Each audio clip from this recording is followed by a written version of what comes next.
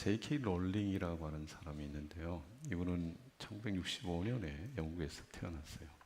근데 이분은 어렸을 때부터 좀 글을 쓰는 것을 좋아했다고 합니다. 그래서 글을 만들어서 적어서 들려주기도 하면서 성장을 했는데 90년도에 어머니가 이제 세상을 떠나셨어요. 그러니까 어머니를 여의는 아픔이 이분에게는 굉장히 충격으로 다가왔습니다. 그런 충격 속에 이제 포르투갈이라고 하는 나라로 이제 건너가서 영어 교사를 하면서 지냈대요. 거기에서 남편을 만나서 결혼을 했습니다. 근데 결혼 생활이 행복하지 못했던 것 같아요. 얼마 지나지 않아서 그냥 갈랐었어요. 둘 사이에 이제 딸이 하나 생겼는데 그 딸을 데리고 영국으로 돌아와서 이제 어려운 삶을 살아가게 됩니다. 그러니까 남편이 없이 이제 홀로 살아가는데 이제 대학에서 글 쓰는 공부, 프랑스어와 이제 문학을 공부를 하기는 했지만 이제 포르투갈 떠나서 다시 영국으로 와서 살다 보니 이제 변변한 경제적인 여건을 충족할 만한 그런 직업이 없어서 사회복지기금을 통해서 겨우 연명하는 정도의 가난한 삶이었다고 합니다. 추운 겨울에 불을 넣기도 힘든 그런 삶이었습니다. 그럼에도 불구하고 이제 글 쓰는 일을 계속하게 됐는데요. 어느 날 이분의 뇌리 속에 해리포터라고 하는 아이디어가 번쩍한 거죠. 그러니까 뭐 창작을 한다 이럴 때 사실 그 아이디어가 번쩍 이렇게 주어지지 않으면 정말 사람들이 관심을 가지고 호기심을 끌만한 것들을 만들어 내놓기가 어려운 거죠. 근데 이분의 머릿속에 해리포터 들어보셨죠? 2부 예배 때 오늘 청소년부와 전세대 예배를 드리니까 해리포터 금방 알더라고요. J.K. 롤링이라고 하는 사람도 금방 알더라고요. 근데 3부는 조금 차이가 있네요. 근데 어디까지 얘기했어요? 해리포터. 좀 이해해 주시길 바랍니다. 저희도 이제 조금 여기서 이 강단의 선지가 좀 시간이 되다 보니까 깜빡깜빡합니다. 근데 아이디어가 팍 왔어요. 글을 썼어요. 근데 이제 거기서 끝이 아니라 책으로 만들어야 돼요. 출판사에서 이제 출간을 해줘야 됩니다. 그래서 이 J.K. 롤링이 이 출판사 저 출판사를 찾아가게 됩니다. 그런데 번번이 거절당하는 거예요. 거절하는 이유, 아이들 도서 시장이 그렇게 넘지 않다. 애들 책 내봐야 애들이 누가 얼마나 사겠냐. 또 하나 이유는 그 내용이 마법에 관한 얘기인데 이미 시대가 지났다. 유행이 지났다. 그러니 출판을 안 해주는 거예요. 2번, 3번, 10번 갔어요. 거절당했어요. 11번 갔어요. 거절당했어요. 만약에 여러분이 작가인데, 글을 쓰는 작가인데 출판사에 여러분이 쓴 글을 들고 11번째 가서 거절당했어요. 어떻게 하실래요? 대부분의 사람은 어쩌면 쓴 글 그냥 쓰레기통에 던져버릴지 몰라요. 그냥 불 속에 넣어버릴지 몰라요. 근데 이분은 포기하지 않고요. 13번째 찾아갔어요. 마침내 그 출판사에서 당신의 책을 출간하겠습니다. 허락이 떨어졌어요. 그리고 그 이후에 그 책은 초 베스트셀러가 됐습니다. 해리포터. 책 5억 부 이상이 팔렸고요. 영화로도 만들어지고 모르는 사람들이 없을 정도로 유명한 책이 되어버렸습니다. 이 J.K. 롤링의 삶이 오늘을 사는 우리에게 던지는 메시지, 교훈 있다면 어떤 것들일까? 여러 가지 있을 것입니다. 그 중에 하나, 포기하지 말라는 거죠. 멈추지 말라는 거죠. 만약에 12번째 거절당했을 때 이 J.K. 롤링이라고 하는 작가가 멈춰버렸다면, 출판을 포기해버렸다면 오늘의 J.K. 롤링이라고 하는 사람, 해리포터는 세상의 모습을 드러내지 못했을 것입니다. 해리포터라는 책을 통해 이 J.K. 롤링이라고 하는 사람은 억만장자가 됐어요. 하버드 대학의 명예교수도 됐어요. 명예박사가 됐어요. 영국 정부로부터 자기 직분도 받았어요. 생이 완전히 달라져 버렸어요. 우리는 이 땅을 살아가면서 수많은 어려움을 만납니다. 그 어려움을 만날 때 포기하느냐 아니면 그 어려움을 뚫고 가느냐에 따라서 삶의 모습이 확연히 달라질 수 있다라는 사실입니다. 때문에 제가 오늘 드리고 싶은 말씀, 아니 저를 통해 하나님께서 여러분에게 던지는 메시지 하나, 포기하지 말라, 멈추지 말라, 중단하지 말라. 오늘 제목을 제가 끝까지 달립시다 이렇게 정했어요. 하여튼 한번 우리 앞뒤적으로 인사 한번 해봅시다. 끝까지 달립시다. 끝까지 달립시다. 도대체 뭔 말이에요 지금? 결론에 가서 보시면 알아요. 달리셔야 돼요. 멈추시면 안 돼요. 끝까지 달려가셔야 돼요. 그게 뭘까? 위험이 있어도 어려움이 있어도 나를 낙심케 하고 좌절할 만한 일이 산더미처럼 많아도 결코 포기하면 안 돼요. 결코 좌절하시면 안 돼요. 틀어놓으시면 안 돼요. 끝까지 달려가셔야 돼요.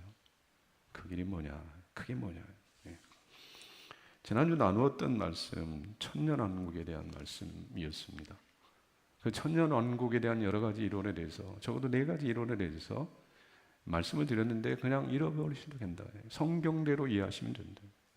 천년왕국이라고 할 때 그 천년은 상징적 숫자라는 사실을 기억하셔야 된다. 꼭 숫자로 천년이 아니다. 그리고 그 천년의 왕국 시간은 지상이 아니라 천국이라는 말씀을 드렸어요. 그러니까 이 땅의 지상의 천년 왕국이 펼쳐지는 게 아니라 저 천국에서 이루어지는 나라, 천년 왕국이다. 그렇게 이해를 하셔야 된다. 더불어서 이 천년 왕국을 통해서 주시는 메시지, 그러니까 성경을 읽으실 때 그 성경이 오늘을 사는 나에게 어떤 의미가 있느냐, 이 성경을 통해서 하나님은 내게 무엇라 말씀하시느냐, 여기에 늘 초점을 맞추시고 들으실 수 있어야 된다는 거죠. 그렇지 않으면 성경은 옛날 얘기가 돼버려요. 이스라엘 역사가 돼버려요. 2000년 전 이 땅에 공생애를 사신 예수 그리스도의 이야기로, 나하고는 단절된 하나의 책으로만 남게 된다는 것이죠. 그런 책이 아니다. 성경은 오늘 나에게 던지는 메시지가 있고 도전이 있고 위로와 격려가 있다. 천년왕국을 통해서 주시는 메시지가 뭐예요? 예수님을 믿고 따르는 그 여정에 어려움이 있어요. 그럼에도 천국 소망, 주님 통치하시고 다스리시는 그 나라의 왕 되어 살아간다는 사실을 소망하며 오늘의 어려움을, 오늘의 고난을 이기는 자들이 되라는 거죠. 천국 소망 가지고 살아가라는 사실입니다. 주님이 그렇게 위로하기를 원하세요. 더불어서 우리는 천국 가서 이제 무의도식 하느냐? 아닙니다. 왕 되어 살아갑니다. 왕처럼 살아갑니다. 우리의 왕, 만왕의 왕, 만주의 주 되신 그분은 어떤 분이냐? 사랑의 왕이세요. 공의, 정의의 왕이세요. 우리는 그런 왕이 될 것입니다. 그러니 이 땅을 사는 동안 저 천국 가서 주와 더불어 왕노릇 하기까지 이 땅에 사는 날 동안 왕의 삶을 연습하고 훈련하라는 거죠. 왕이니 장차 왕으로 살아야 하니 오늘 왕의 삶을 훈련하고 연습하셔야 돼요. 사랑의 삶을 연습하십시오. 더불어 사는 이들을 주님이 나를 사랑하시는 것처럼 사랑하며 살기를 연습하는 시간, 오늘 이 땅의 시간.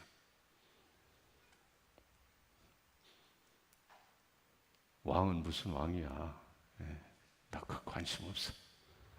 돈이 좀 많았으면 좋겠어. 건강했으면 좋겠어. 근데 이 땅의 것은요, 잠깐입니다. 안개와 같다고 성경은 말씀합니다. 세상 영광이 들에 꽃과 같은 영광이라고 그렇게 얘기합니다.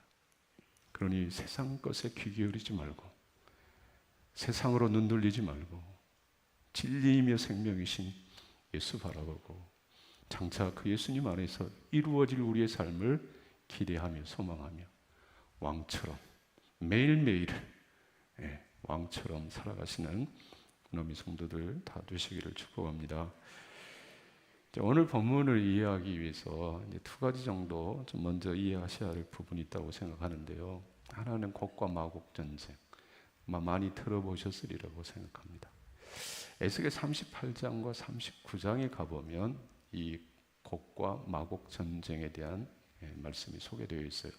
그래서 이 말씀을 요한계시록 20장에 소개된 이 곡과 마곡을 에스겔로 연결해서 설명하는 사람들이 많이 있습니다. 그런데 저는 그냥 단순하게 여러분이 좀 이해하셨으면 좋겠다, 그런 생각이 드는데요. 이제 8절 말씀에 보면 이제 곡과 마곡이라고 하는 단어 앞에 땅의 사방 백성, 곧 곡과 마곡 이렇게 되어 있어요. 그러니까 땅의 사방 백성과 곡과 마곡이 같은 의미라는 거죠. 그러면 여기서 땅의 사방 백성들이 의미하는 게 뭐냐? 그러니까 요한계시록은 거듭 말씀드리지만 상징으로 표현이 많이 되어 있어요. 그러니까 문자, 숫자로 접근해 버리면 엉뚱한 해석을 하는 경우들이 많이 있어요. 그러니까 상징이다. 계시록은 상징으로 기록된 부분이 많다. 그러면 땅의 사방 백성들이 상징하는 게 뭐냐? 제가 요한계시록을 설교하면서 여러분에게 많이 드렸던 말씀, 땅의 사람, 누구를 가리킨다, 누구를 상징한다 말씀을 드렸는 거 아니? 예수 믿지 않는 사람들, 예수 믿지 않는 자들을 가리켜서 요한계시록에서는 땅의 사람들, 땅에 마음을 뺏겨버린 사람들, 예수를 모르는 사람들, 거부하는 사람들. 그러니까 땅의 사방 백성들이라는 뜻은 예수님을 믿지 않고 따르지 않는 자들이라는 뜻입니다. 그러니까 곡과 마곡도 역시 마찬가지예요. 이들이 마귀의 유혹을 받아요. 그리고 예수님을 믿는 자들과 싸우려고 합니다. 그리고 성도의 진, 사랑하시는 성을 둘렀다, 오늘 그렇게 말씀하고 있어요. 그러니까 곡과 마곡을 에스겔 38장 9장으로 연결하지 말고, 그리고 아마게돈처럼 인류 최후에 있을 무슨 마지막 전쟁처럼 이해하시는 것이 아니라 땅의 사람들은, 그리고 마귀는 늘 하나님의 사람들을, 교회를, 성도를 미혹하고 공격하는 일을 한다. 그 정도로 이해를 하시면 되겠습니다. 그리고 이제 천년 왕국 동안에 마귀가 잠깐 놓인다, 이렇게 말씀하고 있어요. 2절에 보면 예수님이 용을 잡았어요. 옛뱀 마귀를 잡았어요. 그리고 1000년 동안 결박해요. 무조건 던져버리셨어요. 그런데 오늘 저와 여러분이 살아가는 삶의 자리에는 마귀의 역사가 있습니다. 이것을 이해하는 데 있어서 왜 마귀를 결박해서 무조건 집어 던져버리고 인봉까지 했는데 우리네 삶의 자리에 마귀의 미혹이 있고 마귀의 역사가 있고 마귀에 넘어지는 사람들이 있는가? 그거를 이해하실 때 천년 왕국이 지상에서 이루어진다 그랬어요. 아니, 천국에서. 근데 그 천국은 더 이상 마귀의 미혹이 없어요. 제가 3절 말씀, 다시는 만국을 미혹하지 못하게 한다고 했을 때 그 만국이 지상의 여러 나라가 아니라 하늘나라를 얘기한다. 그러니까 거기는, 천국은 마귀가 미혹한다, 미혹을 못한다. 미혹을 절대 할 수가 없다. 이미 예수 믿고 구원받아 천국 가서 왕노릇한 주님의 자녀들이, 주님의 백성들이 마귀의 미혹을 받아서 천국에 쫓겨나 무조건에 들어가는 일은 결단코 없다. 이 사실을 말씀하는. 그런데 지상에는 아직 육신의 장막을 벗지 못하고 이 땅을 살아가는 우리네 삶의 자리에는 마귀의 역사가 있다는 것입니다. 지난 한 주일 동안에도 여러분은 그 마귀의 역사 속에 살아오신 거예요. 그리고 예배하는 이 자리, 하나님을 향한 찬양과 경배, 그리고 말씀이 선포되는 이 시간에도 마귀는 어쩌면 여러분의 생각 속에, 마음 속에 미혹의 영으로 자리하고 있을지 몰라요. 늘 참소합니다. 마귀는 미혹합니다. 육신의 장막을 벗을 때까지, 이 땅을 떠나는 날까지 마귀의 미혹은 계속이 돼요.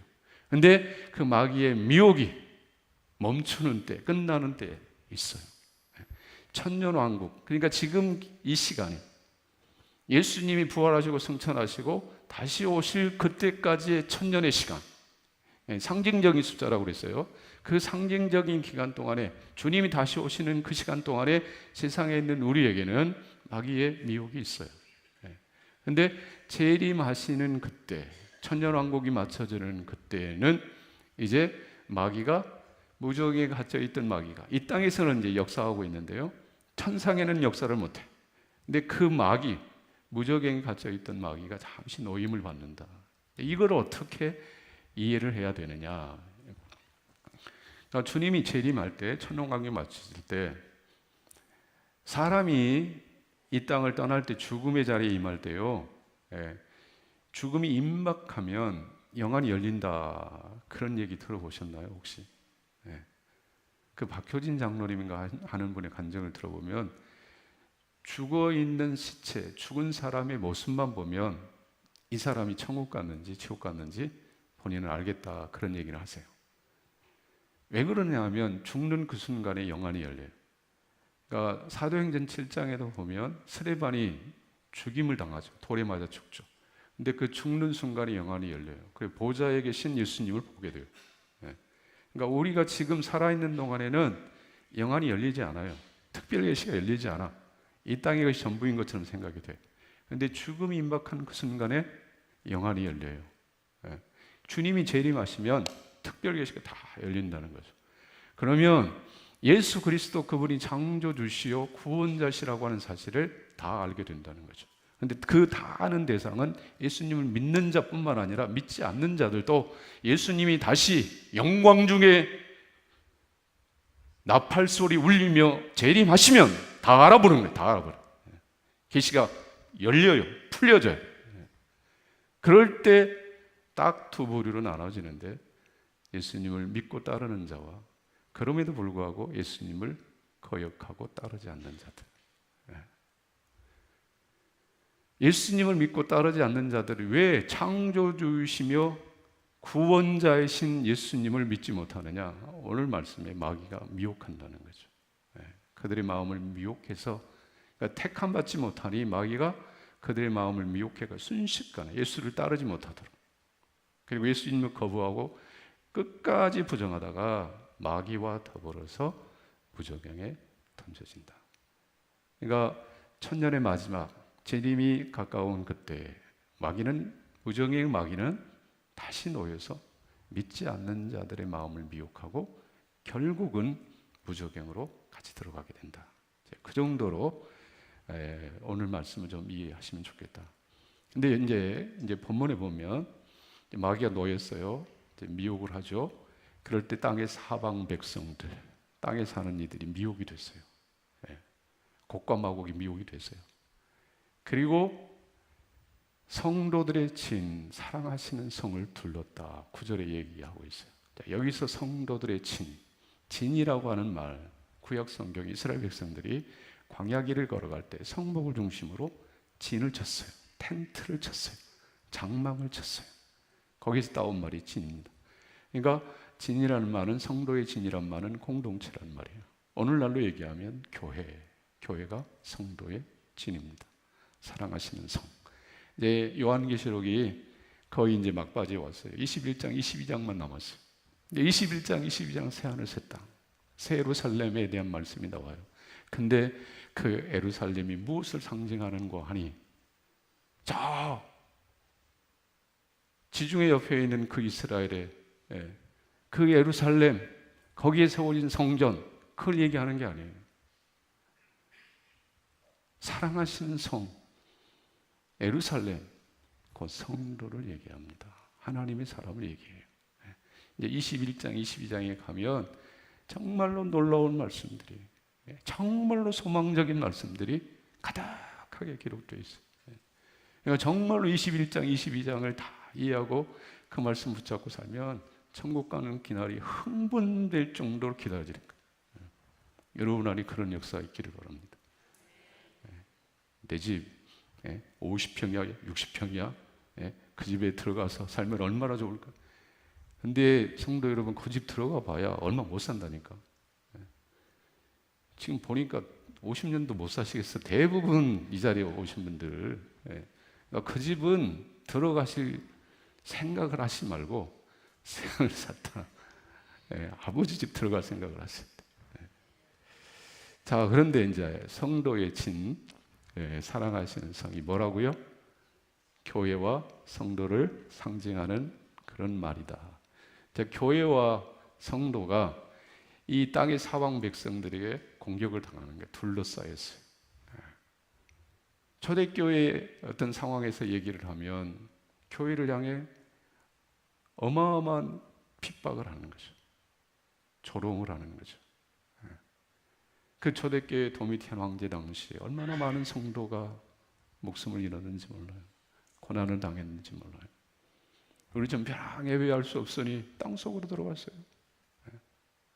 햇빛이 비치 않는 그 캄캄한 땅굴 속으로 들어가 하나님을 예배해야만 하는 그 곤고함이 저들의 삶의 자리에, 신앙의 여정에 자리하고 있더라는 것입니다. 그럴 때 그들의 마음속에 일어나는 생각. 여러분 이제 3부 예배 드리기 위해서 이제 집을 나서서 여기 오시는데 곳곳에 창검을 든, 총을 든 군인들이, 수사관들이 지키고 있다가 교회 간다는 사실이 발각이 되면 즉시 체포해서 감옥으로 끌고 간다. 그러면 여러분 어떻게 하실래요?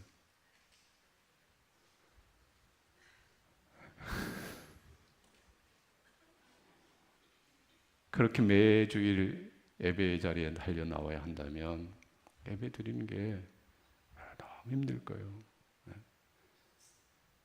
그러면 예배 안 가겠지. 예배 못 가겠지. 뭐 집에서 온라인으로 드리지. 이럴 수 있어요.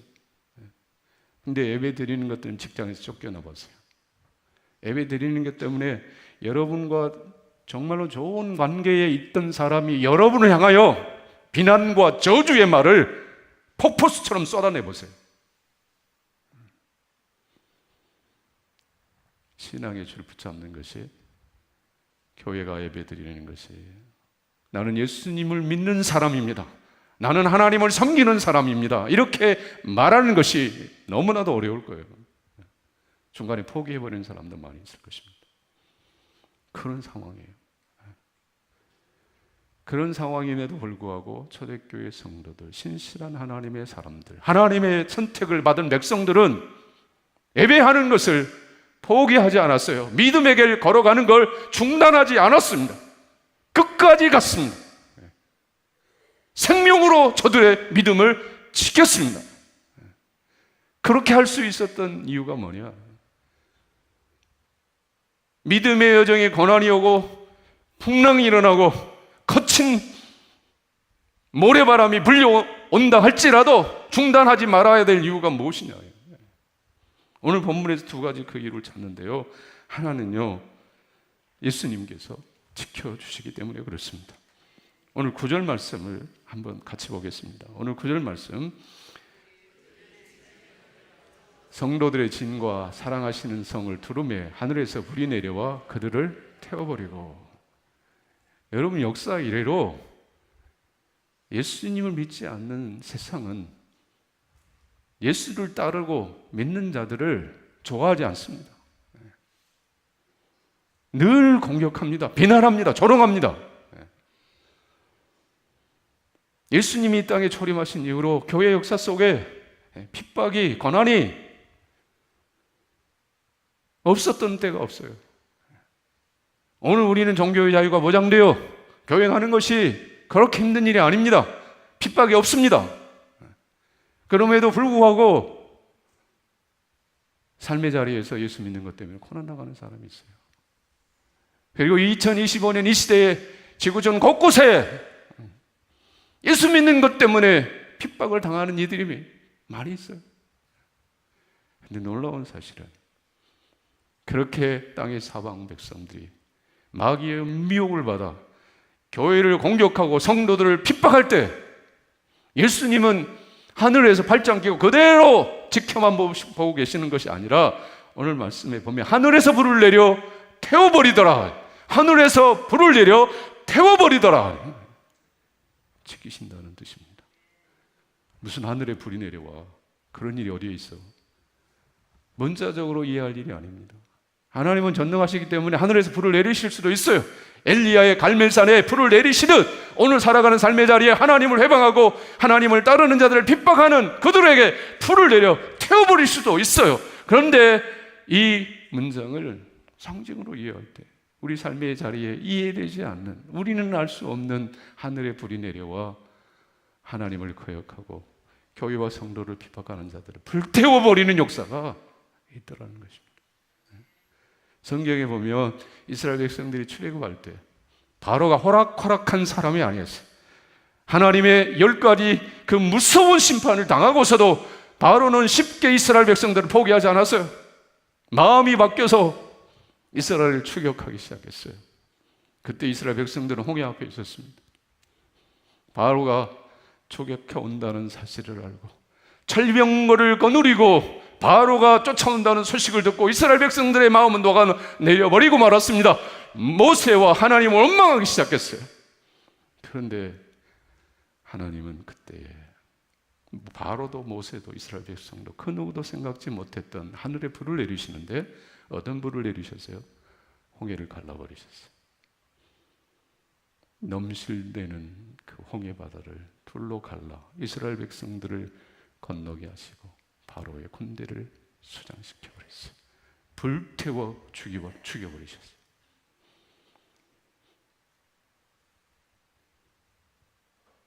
다니엘과 그의 세 친구 풀무불에 던져질 때, 사자굴에 던져질 때 하나님은 불을 내리셔서 저들을 지키셨어요. 보호하셨어요. 여러분의 삶의 자리에 하나님의 지키시는 이 은혜와 은총이 있었기에 오늘 이 자리에 있음을 믿습니다. 지금까지 지키셨고 보호하셨기에 오늘 우리가 있는 것입니다. 여러분 우리 삶의 자리에 얼마나 많은 재난이 있어요. 얼마나 많은 사고가 있어요. 근데 다 피해갔어요. 하늘의 불을 내리시는 주께서 우리를 지켜주셨기 때문입니다. 그리고 주님 나라 가는 그날까지 지키실 거예요. 적어도 우리에게는 이런 담대함이 있어야 합니다. 믿음의 여정에 많은 사고가 있던데요. 사고요, 그냥 주님이 때가 되셔서 불러 가시는 때가 됐기 때문에 그런 겁니다. 예수님은 지키십니다. 보호하십니다. 그러니 우리는 믿음의 길을 결코 중단해서는 안 됩니다. 끝까지 달려가시는 성도 여러분 되실 수 있기를 바랍니다. 두 번째 또 하나의 이유를 오늘 본문 속에 발견하게 되는데 10절 말씀입니다. 10절 말씀을 같이 보겠습니다. 또 그들을 미혹하는 마귀가 불과 유황못에 던져지니 거기는 그 짐승과 거짓 선지자도 있어 세세토록 밤낮 괴로움을 받으리라. 아멘. 자, 성도 여러분, 마귀가 있어요. 마귀가 던져진 곳이 어디입니까? 불과 유황못이라고 했습니다. 짐승과 거짓 선지자가 던져진 곳이 있습니다. 어디입니까? 불과 유황못입니다. 그곳이 어떤 곳입니까? 세세토록 영원토록 괴로움을 받는 것. 그곳에 들어가면요, 그곳에 던져지면 다시 나올 수가 없어요. 천국 들어간 성도가 다시 천국에서 쫓겨난 일이 없듯이 무저갱에 한번 던져지면 마귀와 짐승과 거짓 선지자가 들어간 그 무저갱에 던져지면 들어가면 다시는 나올 수가 없어요. 근데 땅의 사방 백성들, 마귀에 미혹된 자들이에요. 예수를 거역한 자들이에요. 예수를 등진 자들이에요. 창조주와 구원자이신 예수님을 믿지 않는 자들이에요. 그들은 결국 무저갱에 던져져 세세토록 영원 무궁토록 괴로운 삶을 살아가게 됩니다. 그러니 믿음을 던지시면 안 돼요. 이 말씀을 읽으면서 대하면서 사랑의 하나님이 무슨 불과 유황, 무슨 무저갱, 무슨 치유, 똑똑한 척, 지혜로운 척, 이 말씀을 반박하는 이들이 있어요. 근데 여러분 기억하셔야 돼요. 성경은 인간의 책이 아닙니다. 사람이 만든 책이 아니에요. 전능하신 하나님의 말씀입니다. 창세기로 요한계시록까지 한 점도 1.1획도 틀림이 없는 전능하신 하나님의 말씀입니다. 그 하나님의 말씀에 마귀와 짐승과 거짓 선지자들이 불과 유황못에 던져져 세세토록 밤낮 괴로움을 받으리라 하셨다면 그대로 되는 것입니다. 가감하시면 안 돼. 여러분, 이 말씀을 들려주신 이유, 그 길이 있다. 그 비참한 길로 가지 말라. 생명의 길로 가라. 오늘 눈물 젖은 빵을 먹어도, 조금 핍박을 당해도 이 땅의 삶은 잠깐이다. 지나간다. 주님의 나라가 예비되어 있다. 거기서는 왕처럼 살 거야. 그러니 중단하지 마라. 멈추지 마라. 사랑하는 아들아, 사랑하는 딸아. 예수님은 당신의 택한 백성들을 지키시고 보호하시는 분이십니다. 밤낮 세세토록 괴로움 받는 그 무저경에 들어가지 않기를 원하시는 분이세요. 삶의 크고 작은 풍랑을 잠잠케 하시고 평안을 주시고 선한 목자 되어 주의 택한 자녀들을 번영으로 인도해 가시는 분이세요.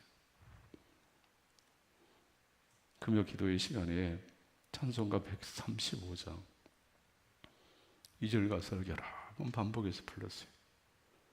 풍랑이는 바다 위로 걸어오시고 갈릴리의 험한 풍파 잔잔케 하고 겟셋만의 동산에서 우리 위하여 눈물 짓고 기도하신 고난의 주님, 어저께 나온 우리나 영원 무궁히 한결같은 주 예수께 찬양합니다.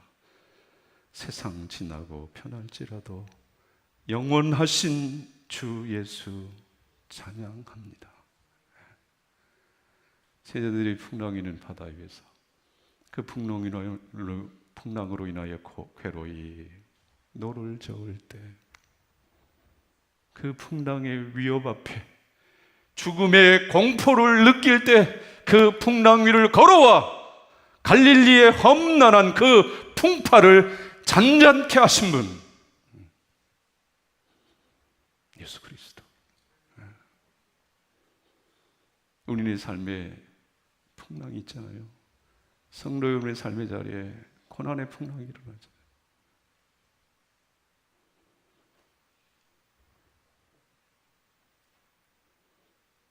아무 문제 없는 분처럼 보이는데 가서 말씀 나누어 보면 풍랑 때문에 잠을 못 자요. 그 풍랑 때문에 먹지를 못해. 근데 그 풍랑을 순식간에 잠재우시고 평안케 하시고 가슴으로 안아주신 분, 예수 그리스도. 겟셋만의 동산, 성지순례 가신 분들 거기는 꼭 가셔야 돼요. 겟셋만의 동산.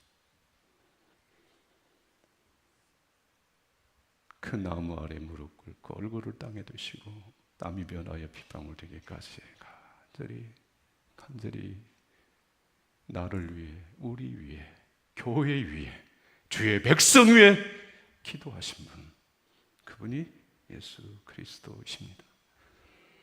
이 예수를 믿으면 생명을 얻습니다. 이 예수님을 믿고 따라가면 영원한 번향에 이릅니다. 그러나 잠시 힘들고 어렵다고 믿음을 저버리면, 주님을 등지면 마귀의 길을 가게 됩니다. 그러니 성도 여러분, 믿음의 길을 가실 수 있기를 바랍니다. 어떠한 어려움이 있어도, 고난이 있어도 멈추지 마실 수 있기를 바라요. 끝까지 달려가실 수 있기를 바랍니다. 여기서 믿음의 길을 멈추지 않는다는 뜻은 예배를 멈추지 말아야 된다는 의미가 있습니다. 여러분, 3부 예배 어떠신가요? 대부분 3부 예배 오신 분들이 이 자리를 지키세요. 그 예배의 자리에 다음 주에도, 그 다음 주에도 꼭 멈추지 말고 그 자리를 사수하실 수 있기를 바랍니다. 구원받은 하나님의 백성들의 삶의 이유는 예배입니다. 예배 시간에 하나님이 복을 주세요. 예배 시간에 우리에게 은혜를 주세요. 예배 시간에 주님의 나라의 영광을 맛보게 하세요. 세상을 이기 힘을 주세요. 예배를 멈추시면 안 돼요. 싸워도 예배의 자리에 오셔야 돼요. 기도를 멈추지 말아야 합니다. 기도를 멈추지 말아야 합니다. 기도해도 응답이 없던데요. 아니요. 불이 내려올 때까지, 하늘에서 불이 내릴 때까지, 땅의 사방 백성들이 내 삶을 둘러싸고 위협하지만 하늘은 열려 있어요. 그 열린 하늘 사이로 하나님은 불을 내리세요. 응답을 주십니다. 그 응답의 불이 내려올 때까지 기도를 멈추시면 안 돼요. 여러분의 거의 호흡이 멈추는 그날까지 계속해야 할 것, 기도입니다. 기도를 멈추지 마십시오. 전도를 멈추지 마십시오. 사랑하기를 멈추지 마십시오. 여러분의 가정 지키는 일을 멈추지 않기를 바랍니다. 여러분 곁에 두신 사람 포기하지 마십시오. 끝까지 사랑하십시오. 끝까지 지키십시오. 아멘을 크게 하셔야 돼요. 여러분 곁에 있는 사람 포기하지 마십시오. 끝까지 지키십시오. 잘 지키십시오. 네. 그럴 때 멈추지 않고 끝까지 사랑하며 사명을 감당하며 살아갈 때 주님은 우리의 삶을 가장 아름답게 하실 줄로 믿습니다. 저 본향에 이르게 하실 뿐만 아니라 왕의 자리에 세우시고 여러분을 가장 존귀한 축복의 사람으로, 세상이 부럽지 않는 영광의 사람으로 인도해 주실 줄로 믿습니다. 성도 여러분, 달립시다. 멈추지 말고 끝까지 달립시다. 이 길이 생명의 길입니다. 은혜의 길입니다. 축복의 길입니다. 감사의 길입니다. 그렇게 달려 주님 앞에 서는 그날이 가장 영광스러운 날 되시기를 주님의 이름으로 축복합니다.